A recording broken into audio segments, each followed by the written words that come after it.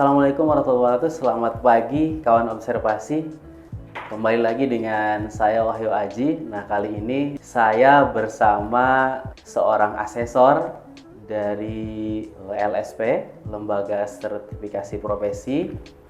Nah, kawan observasi sekalian, saat ini Polbang Goa sementara menyelenggarakan uji kompetensi bagi mahasiswa tingkat akhir. Nah, kali ini sementara proses uji kompetensi, saya ambil nih salah seorang asesornya ke sini ke ruang podcast bersama Bapak Dr. Insinyur Eko Murnianto MP. Selamat pagi, Pak. Selamat pagi, Pak Terima Wahyu. kasih sudah mau hadir di ruang podcast kami. Iya, selamat pagi. Sehat selalu, Pak Wahyu. Iya, amin. Jadi kawan observasi, beliau ini adalah seorang asesor dari Lembaga Sertifikasi Profesi. Beliau juga seorang dosen di Universitas Trunojoyo Madura, Pak ya. Betul, betul. Jauh sekali dari Madura beliau ini ya. Baik, kawan-kawan sekalian, saya mau nanya nih Pak Eko, panggilannya Pak Eko ya Pak ya? Siap, Pak Eko. Iya, Pak Wahyu. Pak Eko ini asesor ya dari LSP.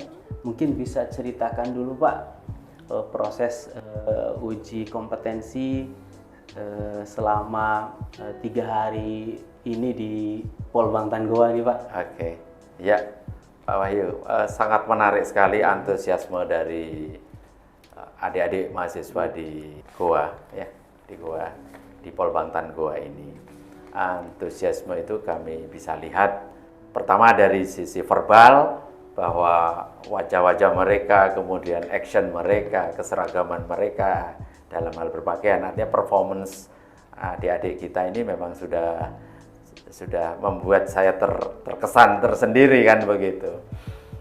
Sehingga kami merasa untuk tidak mengalami sesuatu hal pada saat kami melakukan uji kompetensi itu. Dan ternyata memang benar adanya bahwa mereka itu dapat mengungkapkan segala sesuatu yang berkaitan dengan materi-materi uji itu. Perlu saya sampaikan pada Pak Wahyu dan sahabat-sahabat yang lain bahwa uji kompetensi profesi ini ada tiga materi yang utama. Yang pertama adalah pra-assessment, untuk mengenal mereka itu bagaimana tingkat pengetahuannya. Kemudian yang kedua adalah demonstrasi, jadi melakukan unjuk kerja di lapangan. Praktek begitu Pak ya? Praktek ya, tepatnya praktek ya. Begitu. Kemudian yang ketiga adalah wawancara Pak. Jadi untuk meyakinkan kami seberapa benar yang ditulis di dalam pra-assessment itu, kemudian yang kami lihat di lapangan, sebenarnya mereka itu tahu benar apa tidak apa yang dilakukan. Tapi hasilnya udah ada Pak atau masih?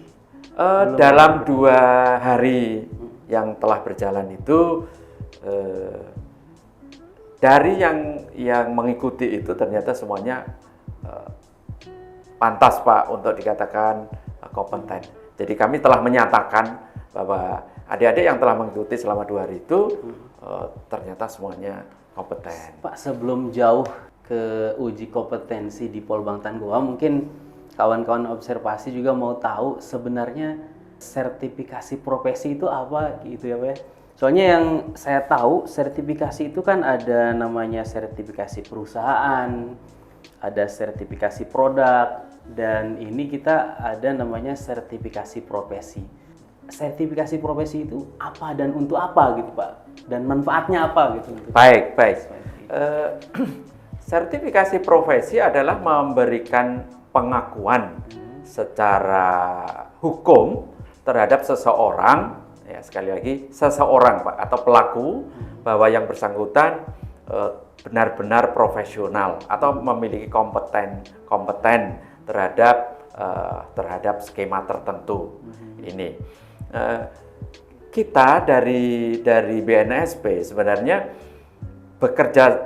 telah bekerja bersama dengan Kementerian Pertanian dengan Kadin, dengan Kementerian Tenaga Kerja telah membuat peta okupasi pekerjaan-pekerjaan apa yang ada di dalam lingkup Kementerian Pertanian. Dan di dalam peta okupasi itu ada kurang lebih 460 profesi, Pak, yang ada di Kementerian Di Pertanian Kementerian itu. Pertanian saja ada 40. Iya, 460 Pak Wahyu. 460 ya? Iya, 460 profesi meliputi di subsektor pertanian, kemudian di subsektor perikanan, subsektor peternakan, dan perkebunan. Itu ada 460. Dan Untuk itu di Polbangtan gua sendiri profesi apa Pak? yang diuji kemarin itu ada fasilitator pertanian organik dan pembudidaya tanaman hortikultura. Jadi ada 2 itu.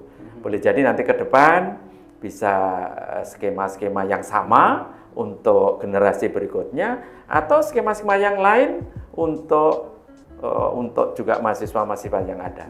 Maksudnya adalah bahwa tidak hanya satu profesi yang dimiliki oleh adik-adik kita, tapi bisa saja lebih dari satu, maka akan memperkaya atau tepatnya adalah penguatan, Pak ya. Penguatan mereka setelah dia lulus tidak ada ijazahnya, tapi juga ada sertifikat. Jadi setelah mahasiswa ini lulus uji kompetensi, ya, mereka akan mendapatkan sertifikat berarti Pak ya? Betul. Nah, sertifikat ini untuk apa Pak? Oke, berdasarkan ketentuan perundangan yang berlaku, baik di Indonesia maupun di luar negeri, Pak, bahwa ada tuntutan dari perusahaan-perusahaan itu, dia harus menunjukkan, atau angkatan kerja kita ini itu harus bisa menunjukkan bahwa Anda mempunyai kompetensi di bidang apa. Layak begitu ya? Iya, di bidang apa. Nah, dari situ maka dengan sertifikasi yang ada yang dikeluarkan oleh Badan Nasional Sertifikasi Profesi, maka akan meyakinkan mereka bahwa inilah angkatan kerja atau tenaga kerja yang kami yang berhadapan atau yang menghadap saudara ini telah memiliki kompetensi mengenai profesi dan siap untuk bekerja. Iya, dia siap bekerja, sesuai Pak, dengan profesinya. Betul, ya, betul. Sertifikatnya sendiri ada masa berlakunya nggak, beberapa lama itu? Ada, Bapak, ya, ada. Sertifikasi kompetensi profesi ini berlaku selama 3 tahun. 3 tahun. Ya, dan itu bisa diperpanjang lagi bergantung dari LSP berapa dia melakukan yang menguji. Ya, kebetulan di LSP itu sebenarnya ada 3 jenjang, Pak. Ada LSP P1, LSP P2, dan LSP P3. LSP P1 itu hanya mempunyai hak untuk menguji mahasiswa atau masyarakat yang ada di dalam lingkup lembaganya saja.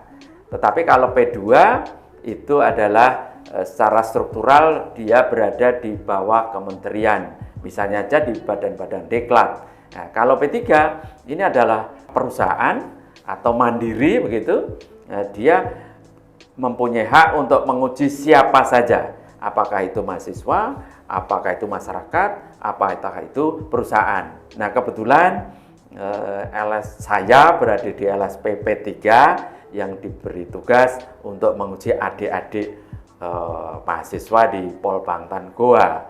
Jadi nanti adik-adik di Polbangtan Goa itu setelah mendapatkan sertifikasi selama 3 tahun, maka sertifikat yang telah dimiliki itu dapat diperpanjang. Tentu ada persyaratan-persyaratan yang harus dipenuhi dalam itu. Persyaratannya itu apakah melakukan uji ulang atau seperti apa, Pak? Tidak, Pak. Jadi di dalam perpanjangan sertifikasi itu bisa dilakukan dengan portofolio. Jadi selama 3 tahun adik-adik kita ini telah melakukan kegiatan apa saja yang ditunjukkan tentu dengan dokumen-dokumen yang ada, apakah dalam bentuk sertifikat, apakah dalam bentuk surat tugas dari lembaganya di mana dia bekerja. Nah, itu sudah dapat kita jadikan sebagai dasar apakah adik-adik kita yang sudah mendapatkan sertifikasi itu layak untuk diperpanjang. Itu perbedaannya, Pak. Apakah sertifikasi ini memang hanya bisa dikeluarkan oleh BNSP, Pak? Atau memang ada lembaga lain yang memungkinkan untuk bisa mengeluarkan sertifikat? Secara hukum yang berlaku di Indonesia itu sebenarnya memang begitu. Jadi BNSP adalah salah satu-satunya lembaga yang diberi kewenangan untuk mengeluarkan sertifikasi profesi. Namun demikian, ada kalanya BNSP bekerja sama dengan lembaga-lembaga independen atau dengan kementerian-kementerian berdasarkan spesifikasi dari profesinya, maka kemudian lembaga-lembaga tersebut atas persetujuan, atas kerjasama dengan BNSP dan sebagainya, maka ada berhak dia mengeluarkan sertifikat tersendiri. Contohnya kalau yang saya tahu itu di Kementerian Pertanian sendiri itu juga mengeluarkan sertifikat untuk teman-teman penyuluh yang ada di beberapa daerah, yang saya dengar seperti itu, Pak. Kalau sertifikasi dengan lisensi itu ada bedanya apa sama itu, Pak? Lisensi dengan sertifikasi itu? Pada hakikatnya sebenarnya sertifikasi itu merupakan salah satu bentuk lisensi ya, Pak ya. Saya kira gitu. Jadi lisensi itu adalah yuridis formalnya, hukumnya namanya lisensi, tetapi sertifikat itu adalah bentuk bentuk lisensinya ya. Saya kira begitu. Pendapat saya seperti itu, Pak Wahyu. Ini kalau saya baca di salah satu sumber. Iya. Ada yang saya baca salah satu pendapat Mas Nur Muslih ya. Itu beliau menjelaskan tentang pengertian sertifikasi. Itu saya lihat bukan hanya sisi faktor akademik atau kompetensi, tapi juga dari sisi kesehatan jasmani dan rohani. Nah, selama di Polbangtan Goa ini untuk selama uji kompetensi, apakah juga membuat skema uji terhadap kesehatan jasmani dan rohani peserta atau gimana, Pak? Iya. Untuk profesi ini. Iya. Jadi dalam setiap skema itu kerangkanya itu minimal ada 3. Yang pertama adalah terkait dengan K3, Pak. K3. Apa itu K3 itu, Pak? K3 itu adalah keselamatan, keselamatan kerja, saya kira gitu. Keselamatan kesehatan kerja, saya kira di situ. Itu yang pertama. Di dalam K3 itu ada materi-materi atau yang di dalam istilah kami adalah unit-unit yang perlu diujikan kepada mereka. Pertama, bagaimana dia melakukan kesiapan peralatan yang diperlukan dalam satu skema tertentu. Kemudian yang kedua, bahan apa yang diperlukan dalam skema tertentu. Kemudian yang ketiga adalah keselamatan kerja. Kemudian yang keempat adalah komunikasi, Pak. Komunikasi dari skema-skema tertentu itu. Mengapa ini komunikasi ini sangat penting? Oleh karena kalau dia sebagai pembudidaya misalnya, maka dia akan berkomunikasi dengan tenaga kerjanya, misalnya begitu. Kalau dia sebagai fasilitator, maka dia akan berkomunikasi dengan komunitas-komunitas, dengan perseorangan-perseorangan, itu terkait dengan itu. Kemudian yang kedua adalah teknis. Jadi teknis tersendiri sesuai dengan dengan skemanya. Misalnya saja pembudidaya tanaman hortikultura misalnya, ya bagaimana dia membudidayakan mulai dari awal persiapan bahan tanam, kemudian lahan sampai nanti di pasca panen. Kemudian yang ketiga adalah pelaporan, Pak. Ya, materi ketiga itu pelaporan. Seorang yang profesional atau dianggap kompetensi, maka dia harus mampu untuk membuat pelaporan. Laporan ini sebagai pertanggungjawaban tertulis manakala dia berada di satu perusahaan atau dia berada di institusi atau bahkan dirinya sendiri, bahwa dia harus mampu untuk mencatat segala aktivitas dan menghitung segala sesuatu yang telah dikeluarkan, serta kemudian menganalisis apakah apa yang dilakukan itu efisien atau kurang efisien. Kalau misalnya kurang efisien, maka dia harus mampu meningkatkan efisiensi untuk kegiatan yang akan datang, kan begitu.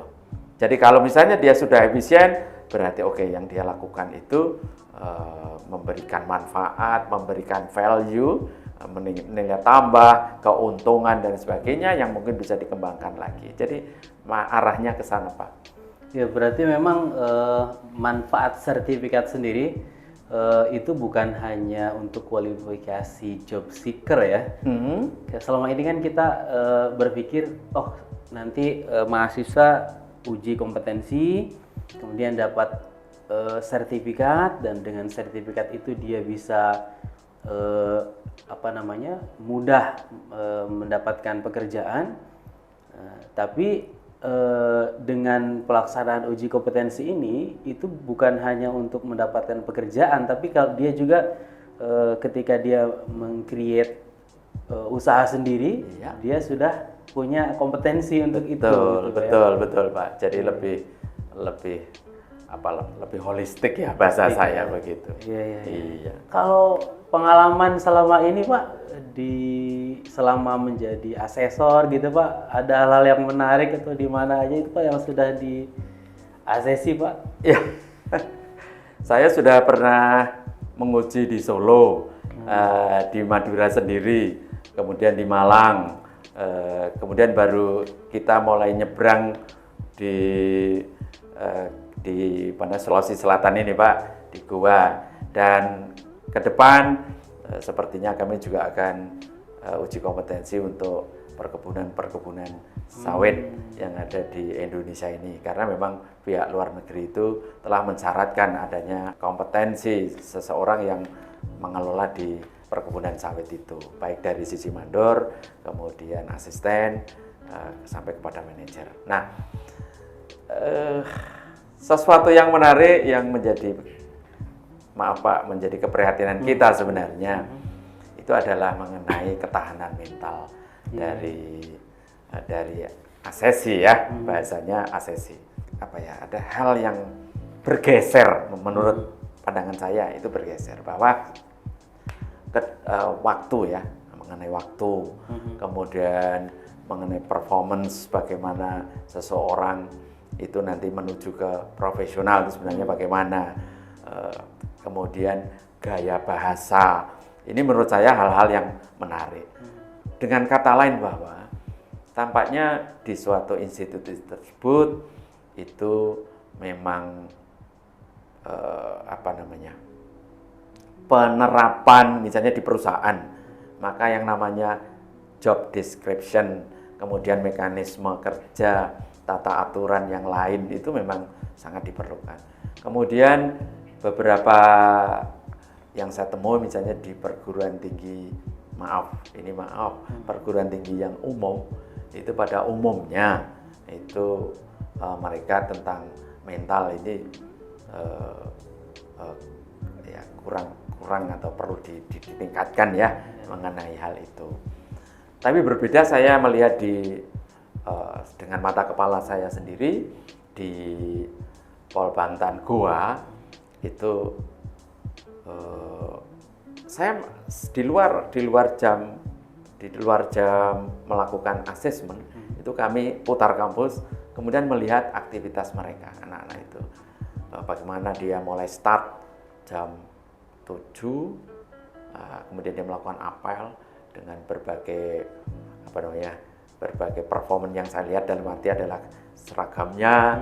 Kemudian pada sore hari dia juga melakukan aktivitas yang boleh saya bilang itu mungkin apakah itu SOP ataukah itu ekstrakurikuler, saya tidak tahu. Tetapi yang pasti bahwa aktivitas-aktivitas seperti itu sudah merupakan satu proses pembelajaran, Pak, untuk mencapai ketahanan mental. Ada satu kasus yang juga menarik juga, bahwa kami pernah di perkebunan.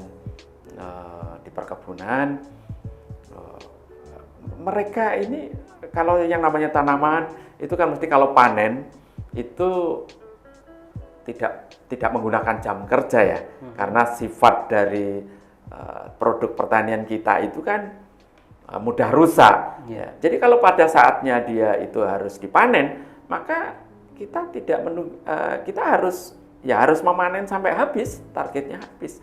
Nah ini kadang-kadang orang itu kemudian merasa, wah ini kok bekerja tanpa jam dan sebagainya. Nah ini berulang kali atau ujung-ujungnya ya kembali kepada ketahanan mental dari ini sendiri, dari calon ACC barangkali.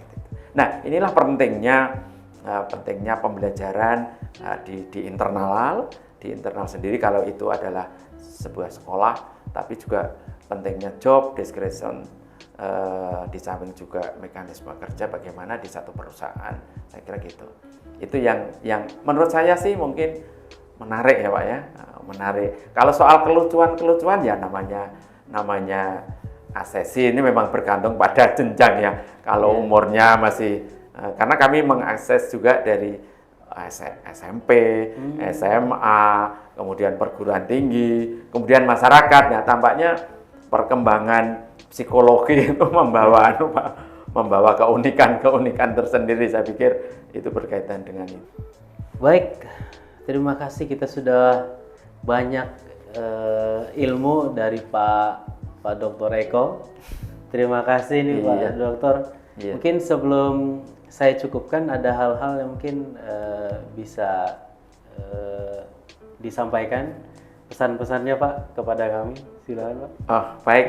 Terima kasih Pak Wahyu.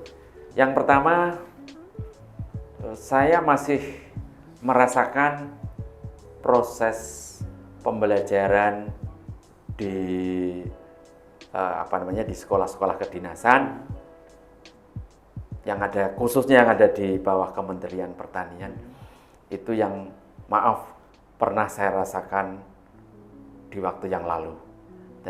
Jadi Pak Wahyu tadi tiba-tiba menyampaikan kepada saya bahwa saya adalah seorang akademisi, kemudian bergelar seperti itu. Tapi sesungguhnya pondasi saya berawal dari saat itu saya sekolah di Sekolah Pertanian Menengah Atas, Pak.